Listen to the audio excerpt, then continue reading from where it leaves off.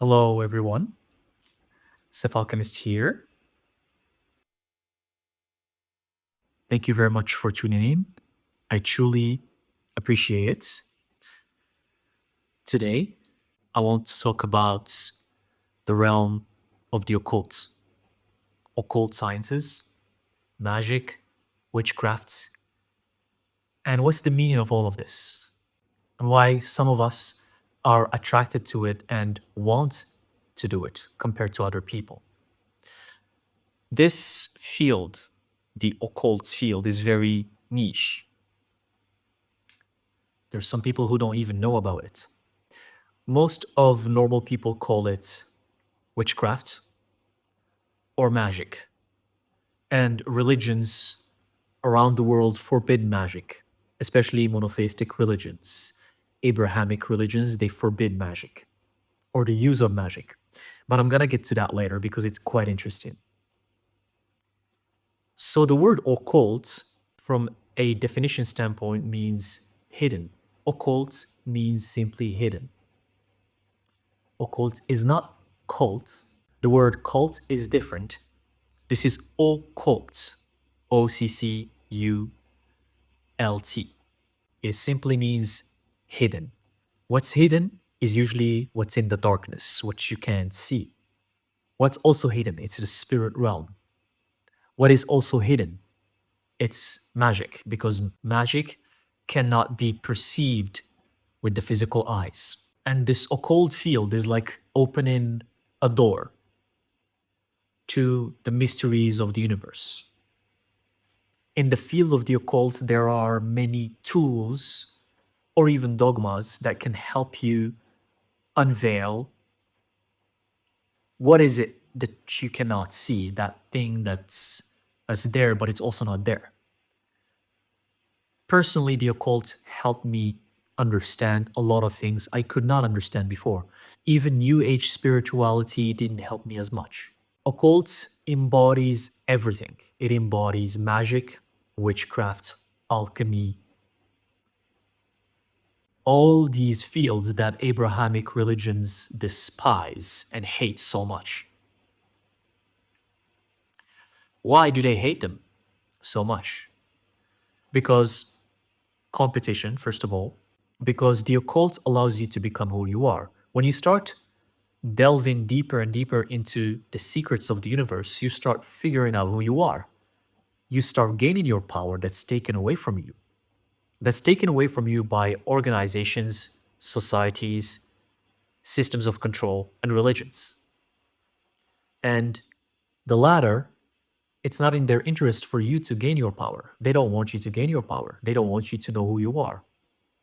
So they did everything they could to obliterate the occult, to obliterate magic, witchcraft.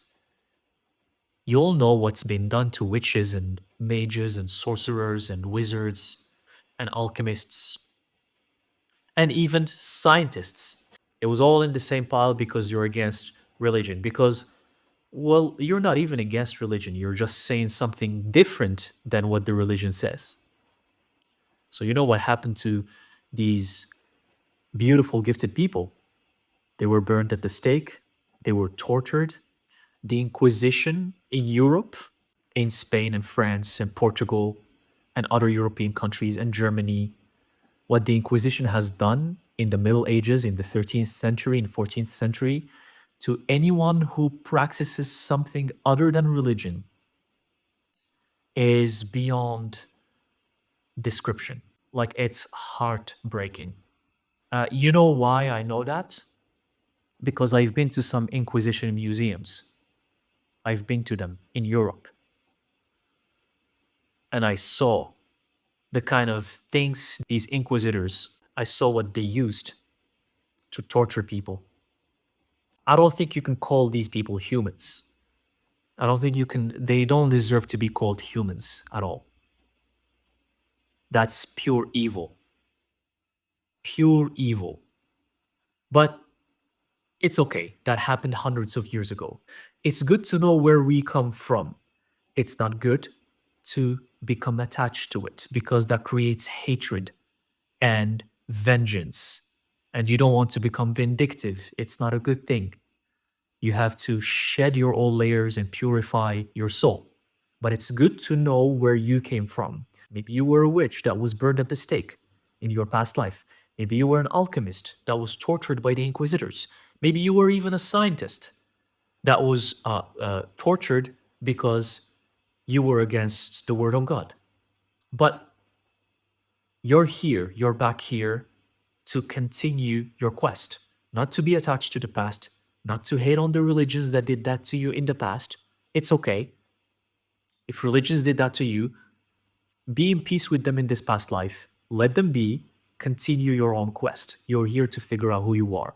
And you can delve in the occult again because we're in an era that is beautiful. Life is full of suffering. Life is about overcoming suffering. Life is hard, it's challenging. But at the same time, this era where we are born is so unique. We're lucky. We're lucky that me, someone like me, and other people who label themselves witches can share with freedom this stuff like this with you guys. Not all around the world. There are places in the world that will persecute such people, but you're not burned at the stake and you're not tortured until death for doing what you're doing. We live in a beautiful era. We're reincarnated specifically in this era so we can have the freedom to continue our quest and to keep sharing what we started in our past lives. That's what most of you who are attracted to the field of the occult, which I mentioned in the beginning of this video, why some of you are attracted to this. It's because it's unfinished business you started in your past life and you came back to finish it right now because it was abruptly interrupted forcefully by some religion or some dogma and you couldn't finish it. So now you're back to finish it. And that's why you can't get enough of this stuff, of magic, of the occults, of the hidden, of the spirit realm, of alchemy. And I'm talking about the real stuff, not meditating and aligning your chakras. That stuff is also amazing. I'm not saying it's bad, but that's just scraping the surface. That's just some people from the West, from the United States, went to the East, went to India. They gathered some concepts here and there. They brought them to the West and they're like, oh, this is spirituality. Even the Hindus, when they see that, they start shaking their heads. The Hindus are like, what are these people doing in the West with our beliefs?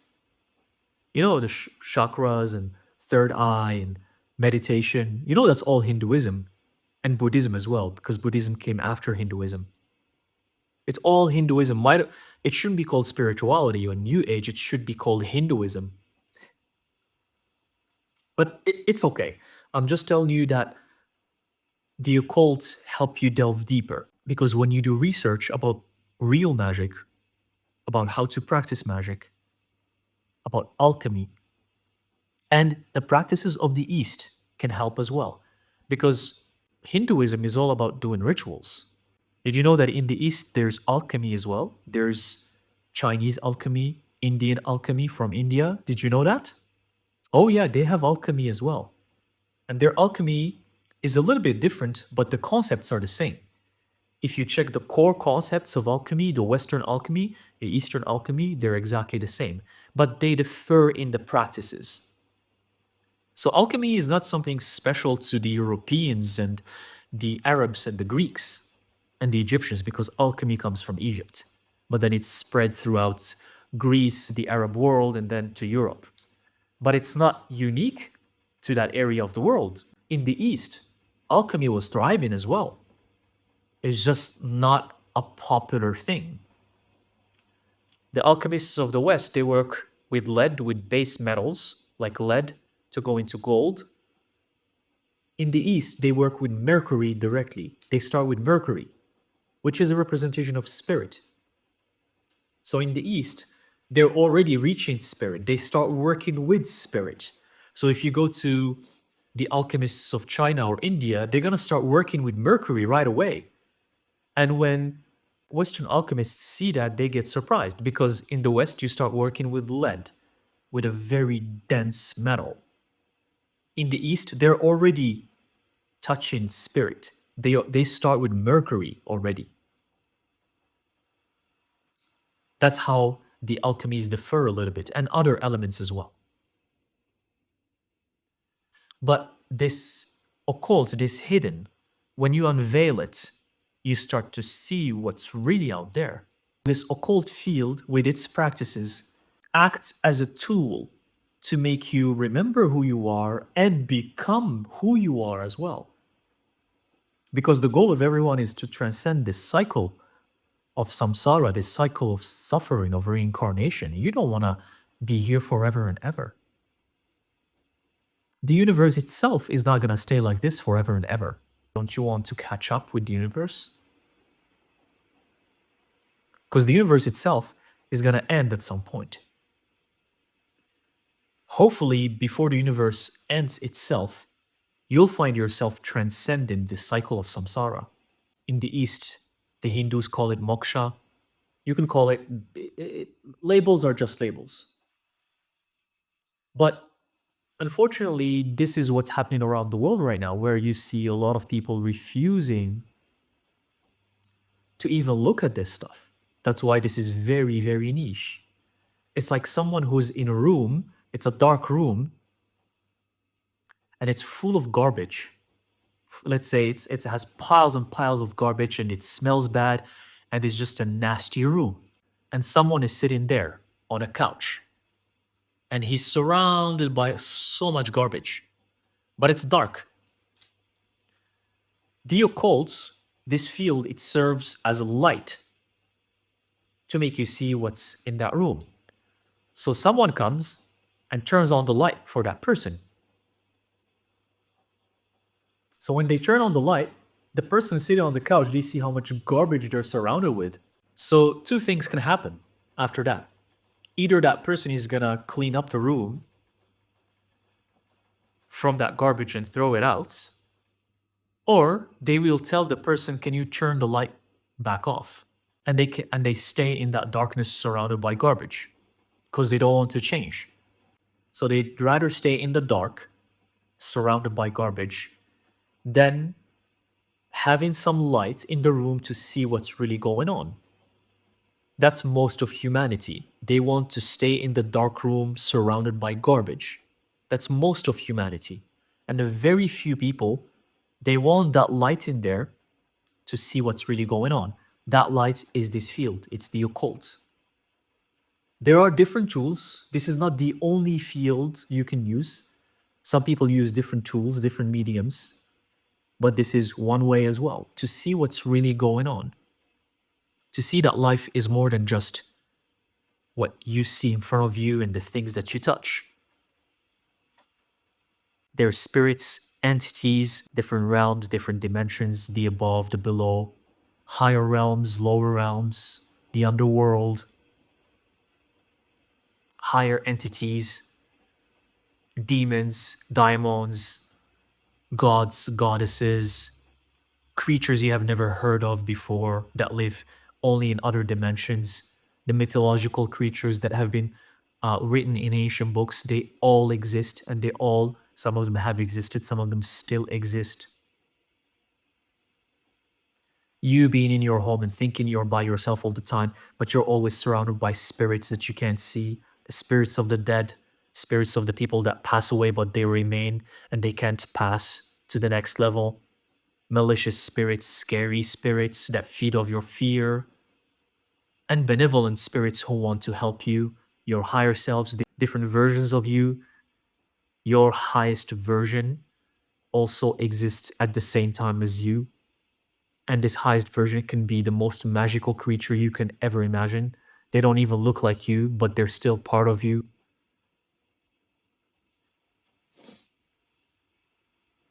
It sounds like some mumbo jumbo, right? But it's all real.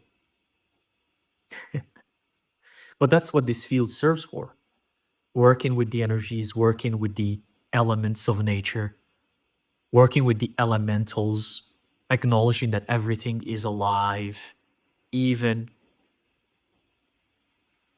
this clay dish is alive. Everything. I'm not talking about awareness, I'm talking about being alive. But becoming aware, again, becoming aware of the fact that everything is alive, even the objects that you own, even the house you live in is alive. That's why you see that some houses reacted differently from others. How come, for example, the case with the fires? When fires come and start eating everything on their way, how come they spare certain houses? You think that's random? There's karmic retribution attached to that. Maybe the person who's living in the house that was spared is an incredible human being with an incredible amount of good karma. So that's why the universe stops that only house from being burnt because the karma of that person is incredible. That's one case scenario. Or the house itself doesn't allow the fire to burn it. Have you ever thought about that? So becoming aware of these things that seem far from logic, again, this field is the opposite of logic. There's nothing logical about it. But if you think about life, what is really logical? How is this fire logical? How is it logic? How is a flame showing out of nowhere logic? Tell me. Tell me about it. Bring any scientists right now, the most brilliant minds, and ask them to explain how is this logical? With math and physics? How? How is it logical?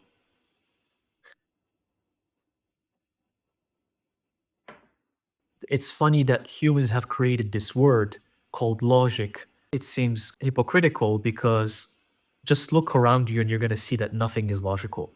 Go to nature and see how many beings and creatures live there and tell me how logic works in nature or even how life is in general.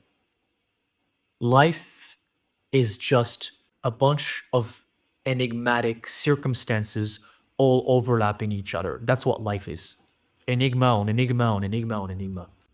But the more you delve into the occults, and the more you start to study these things and understanding how the universe works, you can solve these enigmas and you're less confused.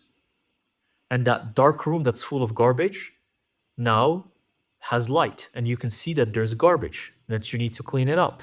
And you start solving these enigmas one after another. Every enigma you solve takes you closer to more clarity on your path.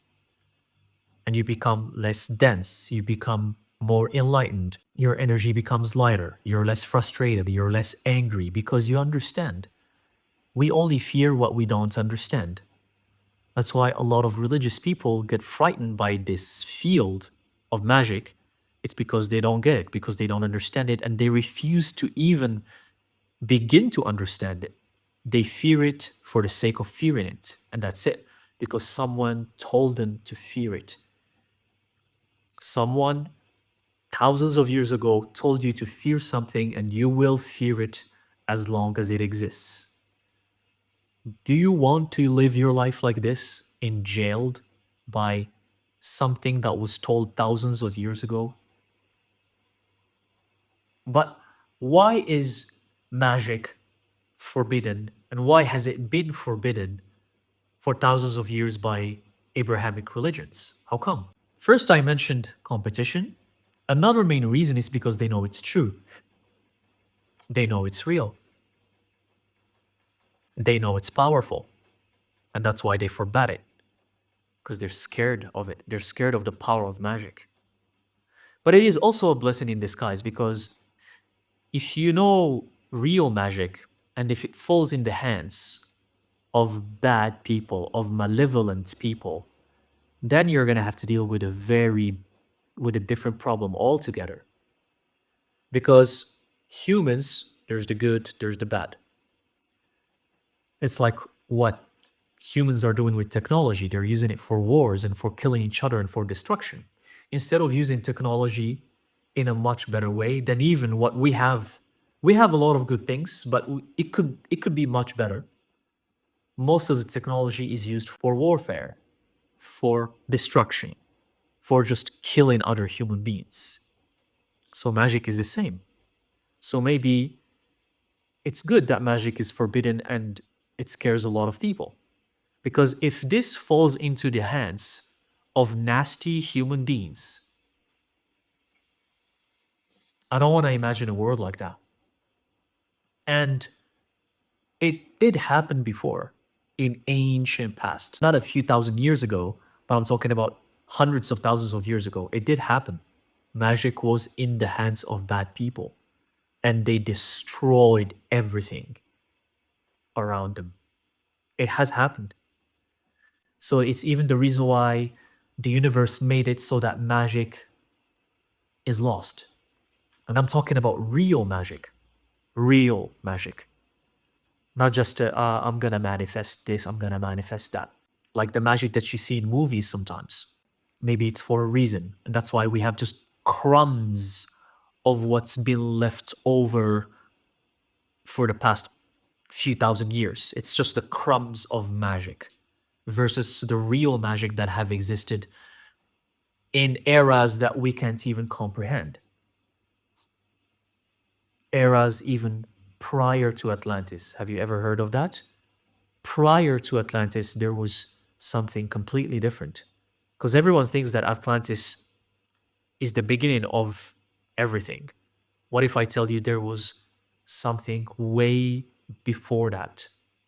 Way before even the foundation of Atlantis, even before the gods came to Earth.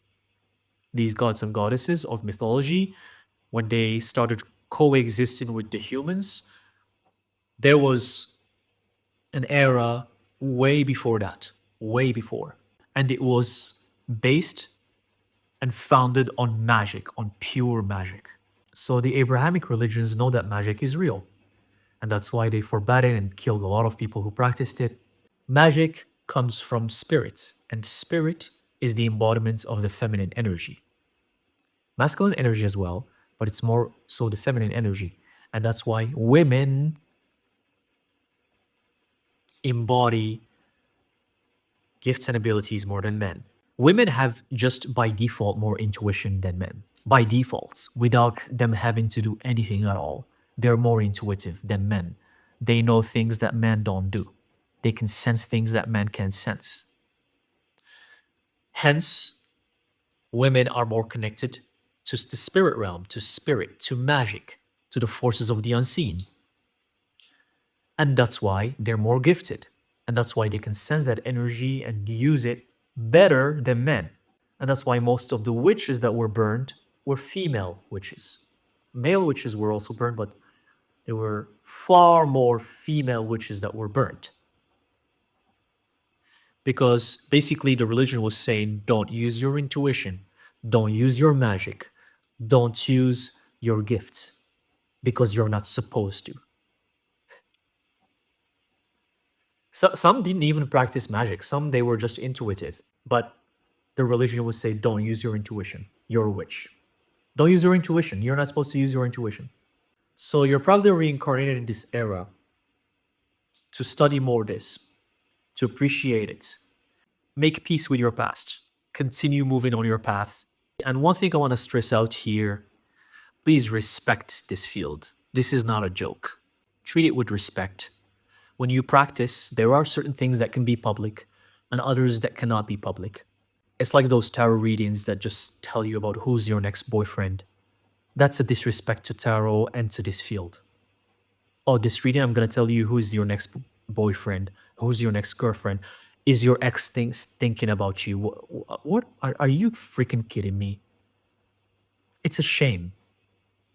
It's a shame to do things like that publicly.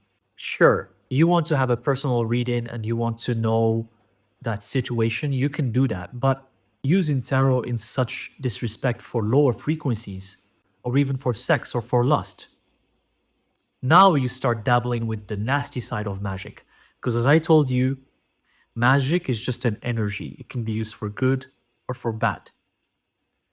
If you start using it for lust, for sex, and to harm other people for hexing, now you're gonna dabble with the lower frequencies. And you know what's gonna come to you if you do that? Karma. There's something called karma. Karma, karma, karma. And I'm actually astonished because I see nowadays online people doing hexing rituals publicly, just like that. Oh, this is how you do a hex ritual. What? What? And these videos are seen by hundreds of thousands of people, and everyone likes them. And everyone's like, oh, I'm gonna apply this. I'm gonna apply this. I'm gonna do this hex. I'm gonna do it. How about you do an unhexing ritual? How about unhexing? Why do you want to accumulate karma for yourself? Bad karma. So we're in an era, unfortunately, where ignorance is prevailing over everything. And we're also in the era where we lost the source of magic. The source of where magic comes from is lost. And that's why no matter how many books you're going to show me, oh, this book was written 1,000 years ago. This book is from 1456. This book is from the 1300s, and it talks about rituals and magic. And you think that's the true magic. No, it's not. And the books that were written in medieval Europe, a lot of them are just like a bunch of nonsense. And I'm talking about magic books and the occult. A lot of them were a bunch of nonsense. And some people nowadays, they show those books as the real books of magic. The source of magic, the source of real magic, has been lost for thousands and thousands of years. And no one knows how to go back to that source. No one. Not the writers from 2000 years ago, not the writers from 3000 years ago. That source has been lost. That's why I don't get fooled if I read a book that comes from the Middle Ages or from medieval Europe and it says, "Oh, this book has sigils and it has rituals," and I'm like, "Yeah, sure, sure, yeah, sure, it has sigils and rituals." That's why sometimes real magic comes if you connect directly to spirit, because you can access that source that has been lost. That source cannot be found on earth anymore. Maybe there's 0.1% who still have that knowledge, but where are you going to find that 0.1%? Maybe it's 10 individuals around the world who still have that real source of magic. But how are you going to access them? They don't even reveal themselves or their names. These people are not known. I know they exist.